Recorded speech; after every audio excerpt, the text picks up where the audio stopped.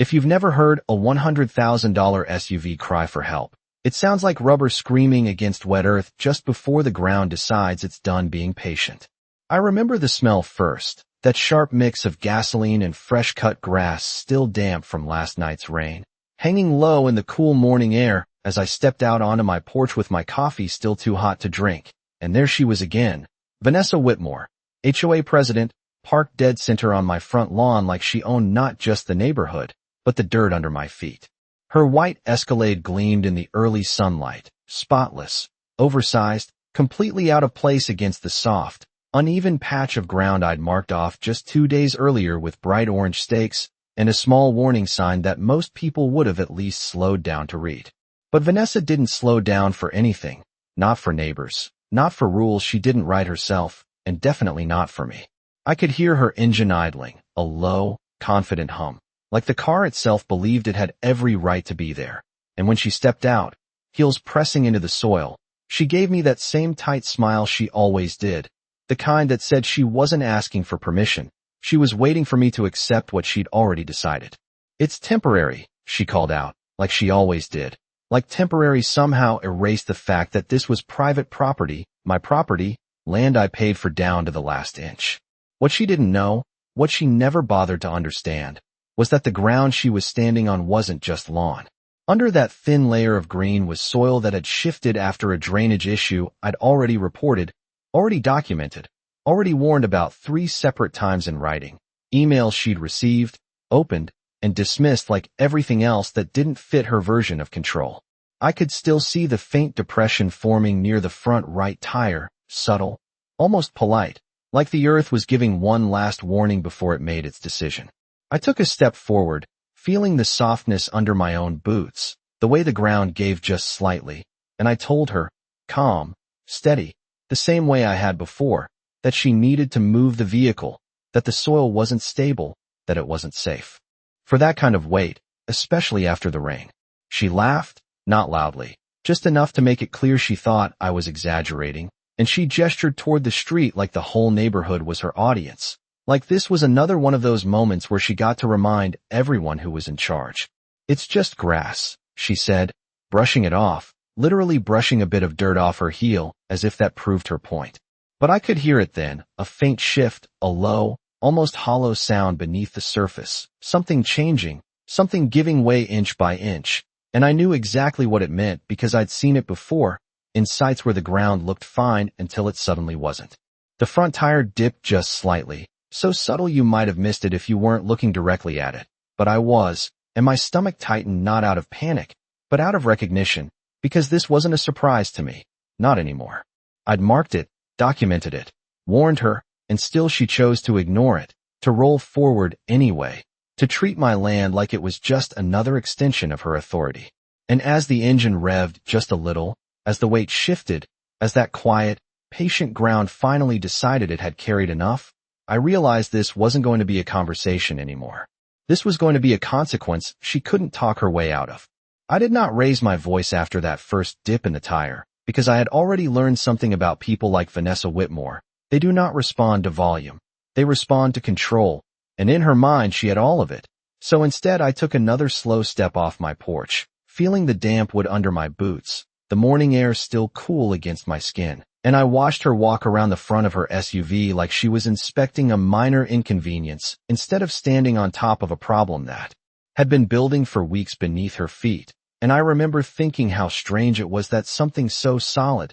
something people trusted every day without question, could become unpredictable the moment it was ignored long enough. Because that is what this was, not an accident, not bad luck, but a series of decisions stacking on top of each other until the ground itself had no choice left but to respond. And she still did not see it. She tapped the side of her vehicle with her keys, glanced at me like I was the problem, and said something about how I needed to stop overreacting, that the neighborhood had standards, and that my so-called construction zone was an eyesore. And I could hear the faint shift again, a soft settling sound, like the soil was exhaling under pressure. And I knew exactly what was happening because I had stood in similar conditions before, watching test sites, seeing how water moved through compromised ground, how weight redistributed in ways that looked harmless until they were not. And I had sent her everything, The inspection photos, the soil report, the warning emails with timestamps that could not be ignored,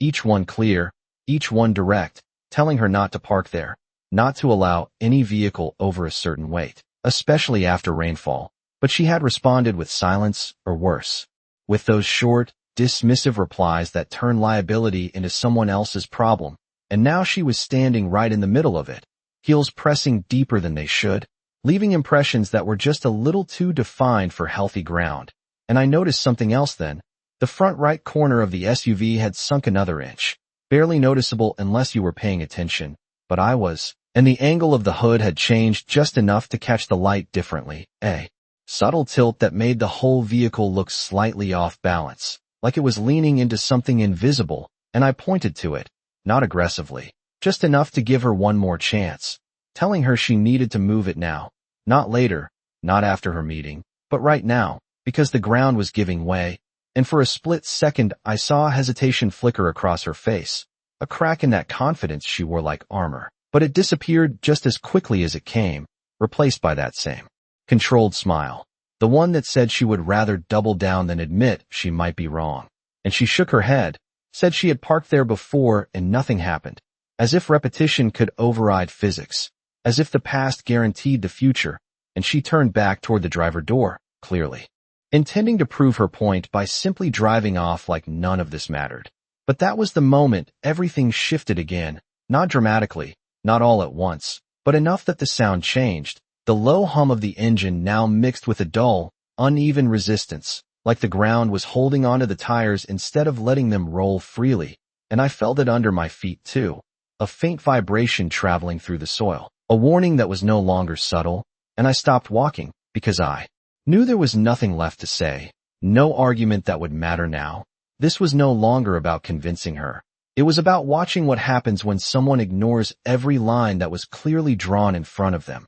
And as she opened the door and slid back into the driver's seat, confident, impatient, ready to show me how little my warnings meant, I took a breath, not out of fear, but out of certainty, because I had done everything I was supposed to do, documented everything, said everything that needed to be said, and now the outcome was no longer in my hands. It belonged to the ground beneath her, and the ground had already made up its mind. The engine revved, and for a split second everything sounded normal again, like she was about to prove me wrong and drive off without a problem. But then the sound changed into something heavier, a dragging resistance that did not belong on dry pavement or even wet grass, and I watched as the front right tire spun just slightly before sinking another inch, the tread disappearing into the soil like it was being pulled down instead of pushed forward. And that was when Vanessa's expression shifted. Not into panic, not yet, but into confusion, the kind that comes when reality does not match expectation,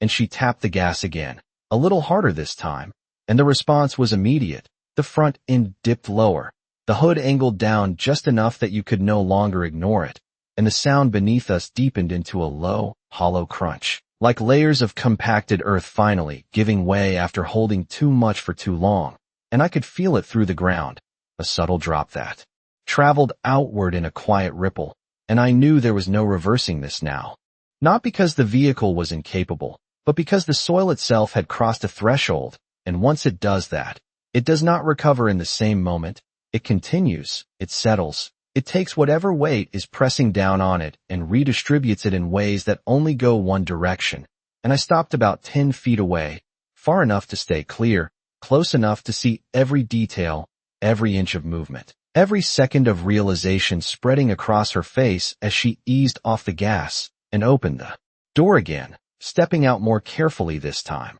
her heels sinking deeper than before, forcing her to shift her weight awkwardly as she looked down at the tire now partially swallowed by the ground. And for the first time since I had known her, she did not speak immediately. She just stared, calculating, trying to understand how something she had dismissed minutes ago had become something she could no longer control. And I could hear neighbors beginning to gather, doors opening, distant footsteps on driveways, the quiet pull of attention as people sensed that something unusual was happening. And Vanessa straightened up, brushing her hands together like she could reset the situation by resetting herself, and she looked at me again, but the confidence was thinner now, stretched, held together by habit more than certainty, and she said that I needed to call someone, that this was clearly a problem with my property, that my ground had caused damage to her vehicle, and I let the words sit there for a moment, not responding right away, because this was the exact pivot I had expected, the shift from authority to deflection,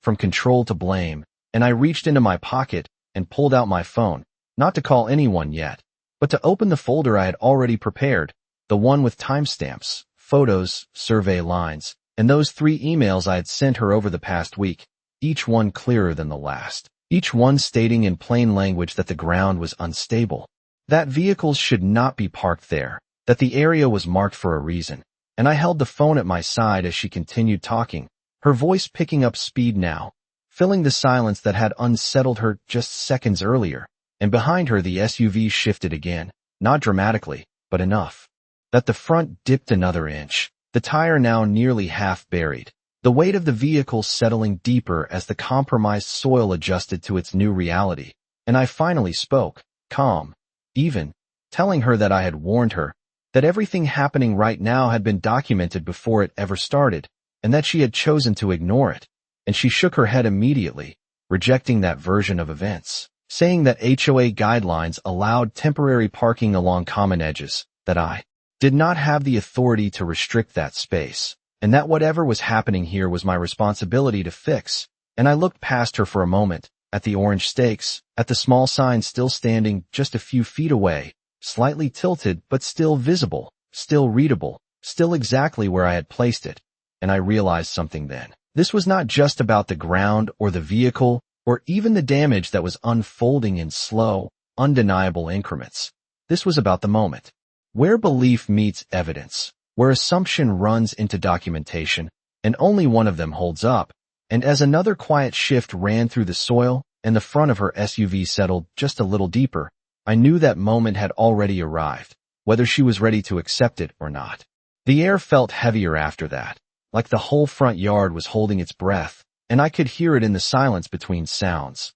the low idle of the engine, the faint shifting under the ground, the quiet murmur of neighbors gathering at the edge of their driveways, watching without stepping too close, because even if they did not understand exactly what was happening, they could feel that something was wrong, something deeper than a simple stuck tire, and Vanessa could feel it too now. I saw it in the way she adjusted her stance, carefully placing each step like she no longer trusted the ground to hold her the same way it had just minutes ago. And yet she kept talking, her voice sharper now, more urgent, trying to regain control of a situation that was no longer listening to her, insisting that I needed to fix this immediately, that this was my responsibility as the homeowner, that I could not just stand there and watch her vehicle sink, and I let her speak, not interrupting, because every word she said was building something she did not realize yet, a record, a pattern, a clear line between warning and refusal, and when she paused just long enough to expect an answer, I finally lifted my phone and turned the screen toward her, not aggressively, just enough for her to see the first email, the subject line clear, the date stamped, the message direct, explaining the soil instability, the drainage issue, the risk of load pressure after rainfall, and below it the second email, then the third, each one more explicit, each one asking for acknowledgement, for cooperation, for something as simple as not parking on a marked section of private property, and she glanced at it, just briefly, and I could see the moment she recognized it, the flicker of memory, the understanding that she had seen these before and chosen to dismiss them, and she pulled her gaze away almost immediately, shaking her head, as if looking longer would make it harder to deny. And she said that emails did not change HOA guidelines, that the community had shared areas, that my interpretation of property lines was convenient but not official, and that was when I reached into my back pocket and unfolded the survey copy I had been carrying since this all started, the boundary lines drawn in precise measurements, the markers aligning exactly with the stakes still visible behind her vehicle, and I held it out, not pushing it toward her, just letting it exist in the space. Between us, undeniable, physical, something that could not be dismissed with a quick comment or a confident tone, and the wind shifted slightly, carrying the faint scent of wet soil stronger now, that rich, earthy smell that only shows up when the ground is disturbed, and behind her there was another subtle movement, the front bumper lowering just enough that the gap between the tire and the wheel well looked different, tighter, wrong. And this time she noticed it too, her head turning quickly, her focus snapping back to the SUV as if seeing it clearly for the first time. And she took a step toward it, faster now, urgency replacing confidence, and she reached for the door again, pulling it open with less control than before, sliding back into the seat like she could fix this by reversing out,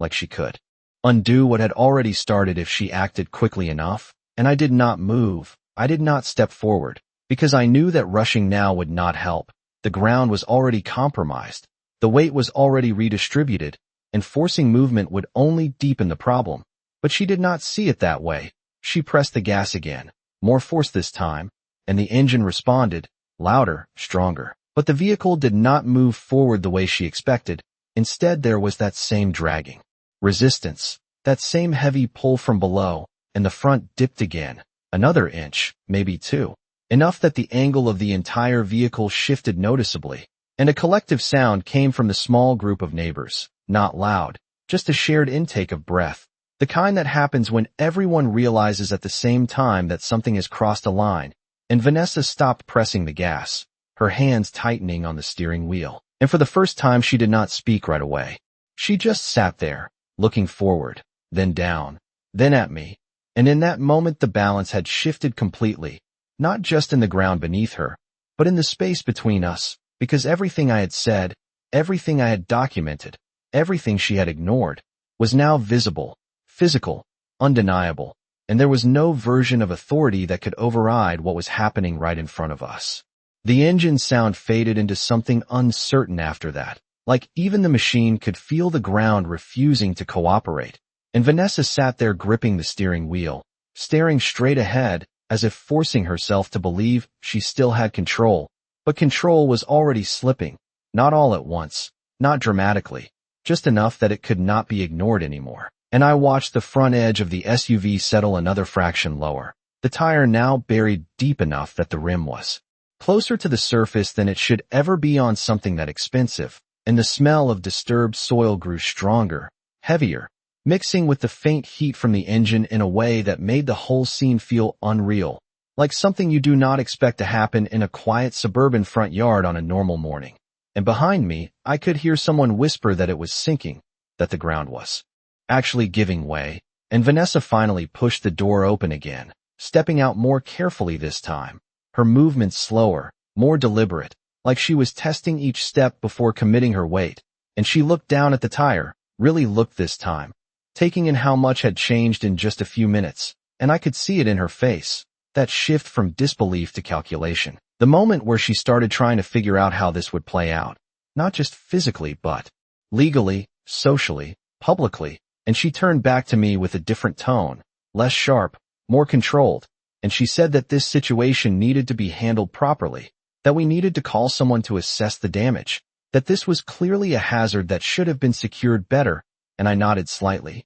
not agreeing, just acknowledging that we were finally speaking in terms that mattered. And I told her that I had already contacted a soil inspector 2 days ago, that the area had been flagged, documented, and marked, and that the only thing left was to keep weight off it until repairs were completed. And she pressed her lips together, glancing at the orange stakes again, at the small sign she had ignored. And for a moment she said nothing, because there was nothing left to dismiss without directly contradicting what was right in front of her. And another subtle shift ran through the ground, a quiet settling that lowered the front of the SUV just enough to make the change visible to everyone watching. And this time there was no mistaking it. The vehicle was not stuck in the usual sense. It was being held, gradually, steadily, by something beneath it that was no longer stable. And Vanessa exhaled slowly, the first real sign that she understood the seriousness of the situation, and she reached for her phone, stepping back toward the driveway where the ground felt firmer,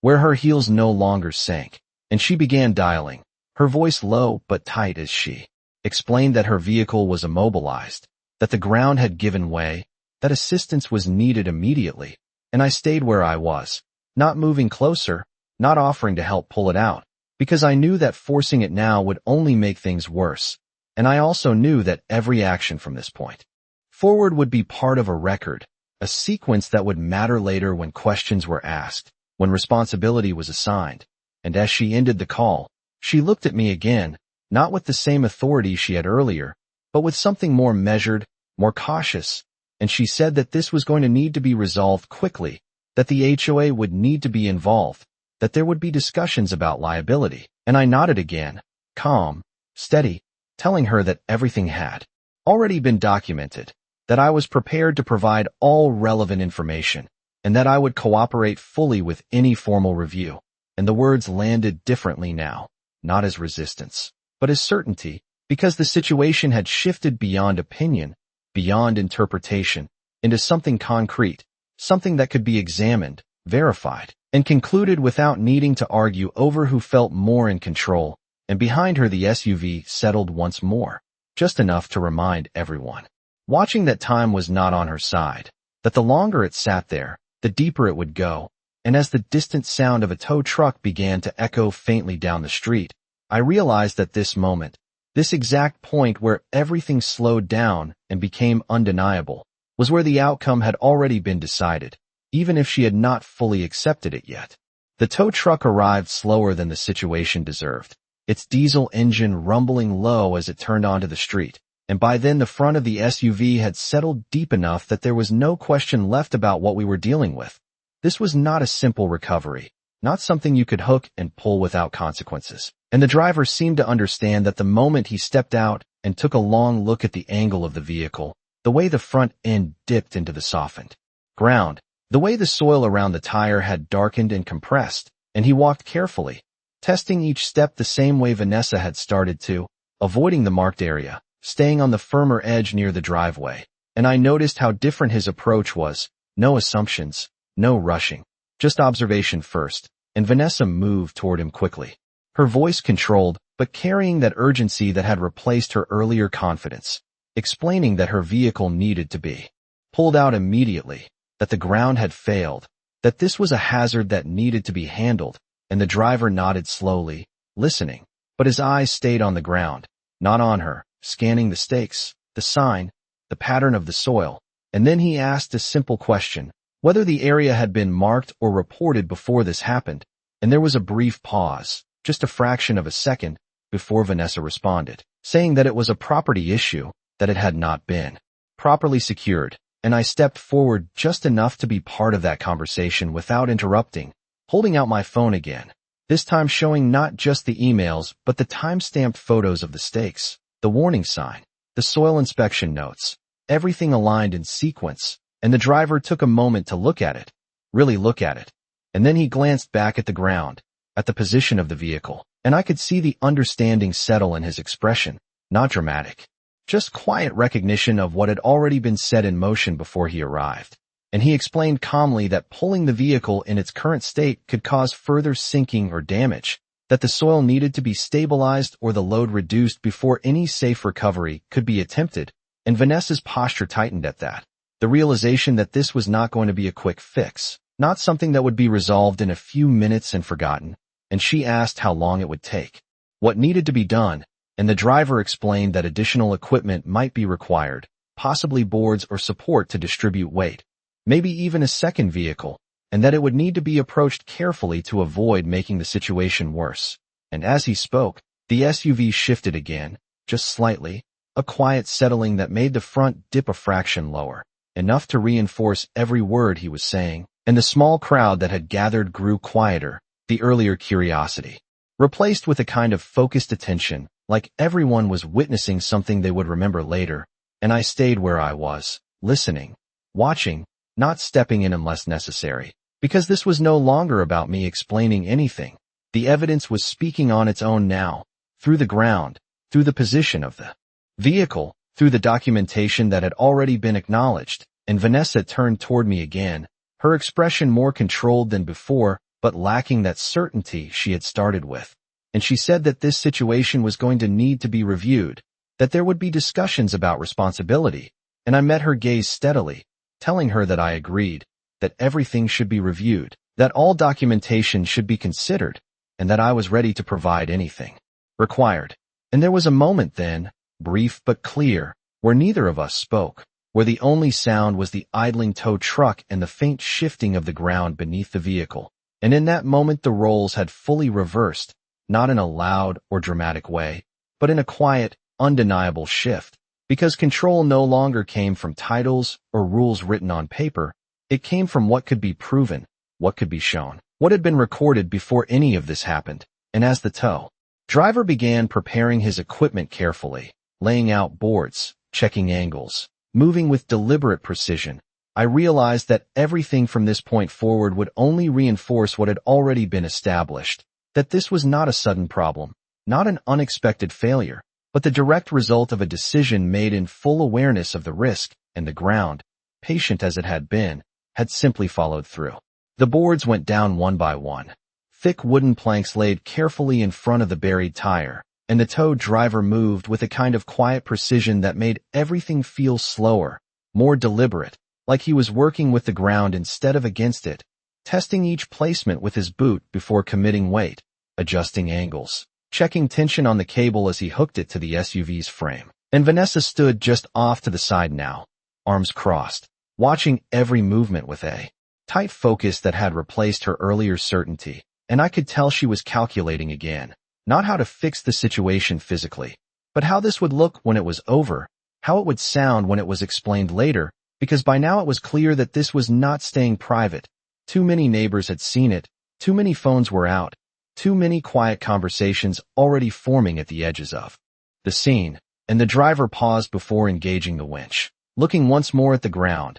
at the depth of the tire, at the way the soil had compressed unevenly. And he said out loud, more to the situation than to any one person, that this would need to be done slowly, that rushing it could make the vehicle sink further, and that once it started moving, it needed to keep moving without stopping. And Vanessa nodded, quick, controlled, as if agreeing gave her some part in the process, and I stayed where I had been, just outside the marked area, watching the setup come together exactly the way I had expected it would when I first saw that tire dip, and then the winch engaged. A low mechanical pull tightening the cable, the SUV shifting almost imperceptibly at first, the front end resisting, held in place by the weight pressing down into the softened ground. And for a moment it looked like nothing would happen, like the vehicle had settled too deep to respond. And then there was a slight movement, just enough to change the angle, the front lifting a fraction of an inch as the tension redistributed, and the driver adjusted his stance,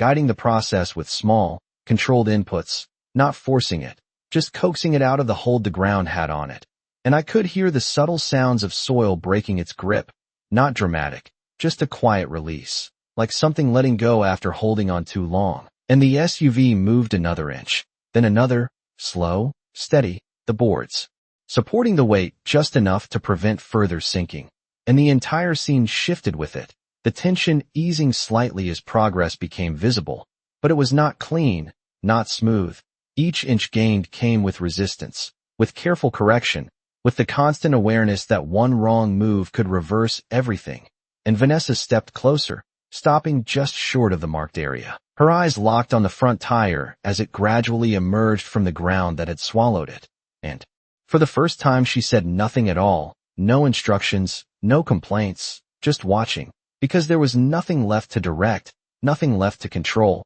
only the process unfolding in front of her, guided by someone who understood the limits of the situation, and after what felt longer than it actually was, the front of the SUV rose enough that the tire cleared the deepest point, resting now on the boards instead of the unstable soil, and the driver continued pulling, maintaining that same steady pace until the vehicle was fully back on firmer ground, the angle leveling out, the weight distributed safely again. And when the winch finally stopped, there was a quiet moment where no one moved. Like everyone needed a second to register that it was over, that the vehicle was free, and Vanessa exhaled slowly, stepping forward onto the driveway, her posture straighter now, but different, less certain, more contained, and the driver unhooked the cable, giving the SUV a final look, checking for any immediate issues. And then he turned to her and explained what he had already made clear through his actions, that the ground condition had caused the situation, that it had been unstable,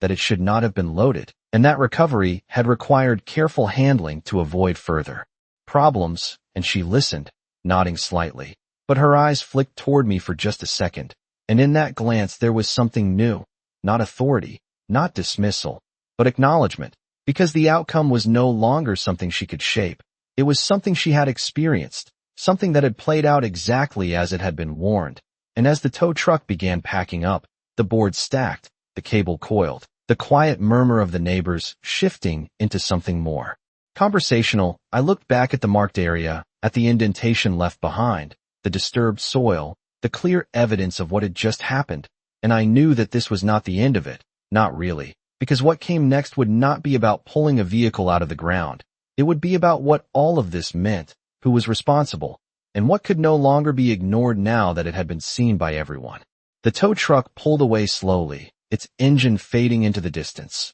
and with it went the last bit of urgency that had been holding everything together, leaving behind something quieter, heavier, something that could not be ignored anymore, because now it was not about what might happen. It was about what had already happened in full view of everyone standing there, and the front of my lawn told the whole story without needing a single word. The deep indentation where the tire had sunk, the disturbed soil darker than the rest, the orange stakes still standing exactly where I had placed them, unchanged, unmoved, like they had been waiting for this exact moment to prove their purpose. And Vanessa stood near her SUV, looking at it not the way she had before, not with pride or ownership, but with a kind of careful distance, like she was already separating herself from the outcome, and I could see her mind shifting again, moving away from the physical problem and into something more structured, more strategic. And when she finally spoke, her voice was steady, controlled, but different. She said that this would need to be reviewed formally,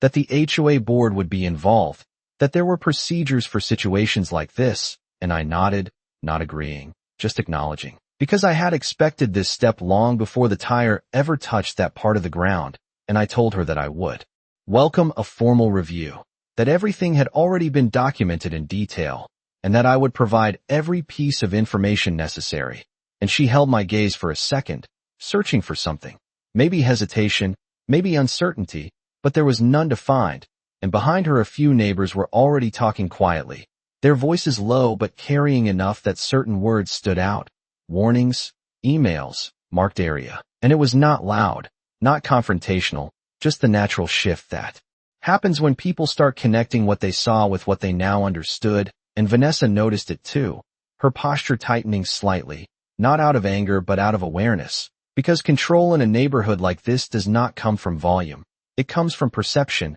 and perception had already begun to move, and she turned back toward her vehicle, running her hand lightly along the side, not checking for damage, just grounding herself in something familiar, something she still felt ownership over. And then she looked back at the ground, at the exact spot where everything had started, and for a brief moment there was no expression at all. Just a quiet recognition that the situation had unfolded exactly opposite to what she had expected, and I stepped forward then, not onto the soft ground, but just to the edge of the driveway, close enough that my voice would carry without needing to raise it, and I told her that I would be sending over the full documentation again, including the soil inspection report, the boundary survey, and the email chain, so that everything could be reviewed clearly and accurately, and she nodded once, a small, controlled motion, and said that she would be expecting it, that the board would need to assess responsibility, and I agreed, because that was the part one had been ready for from the beginning,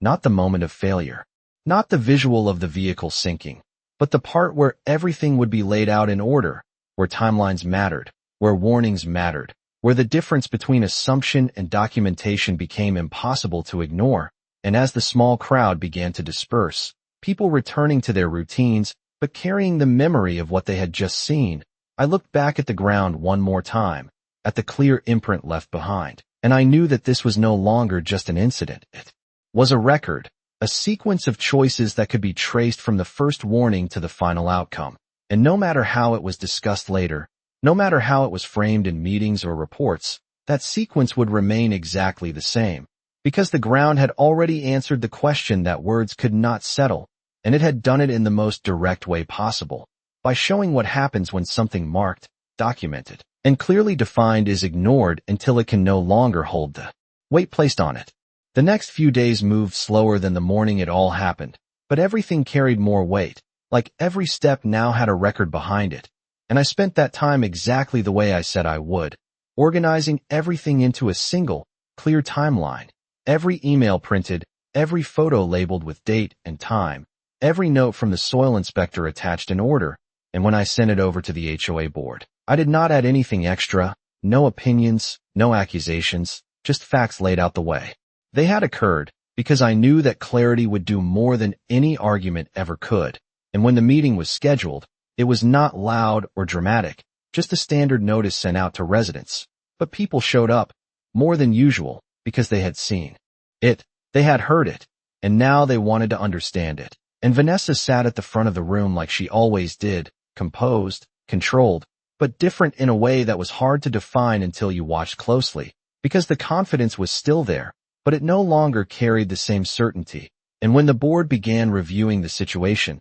they did it step by step, starting with the property boundary, confirming the survey lines, then moving into the emails, reading them out in order, each warning clearer than the last, each one establishing that the area had been marked and communicated as unstable. And I watched the room as they listened, the small shifts in posture, the way people leaned forward slightly, the way attention sharpened when documentation replaced assumption. And when it came time for Vanessa to respond, she did not deny the emails. She could not. Instead, she focused on interpretation, on how the area had appeared accessible, how HOA guidelines address shared spaces. But the board asked the question that mattered, whether the warnings had been received before the incident. And when she acknowledged that they had, the rest followed naturally, not forced, not dramatic, just a sequence of cause and effect that could not be undone. And the soil report was reviewed next, confirming the instability, confirming that weight should have been avoided.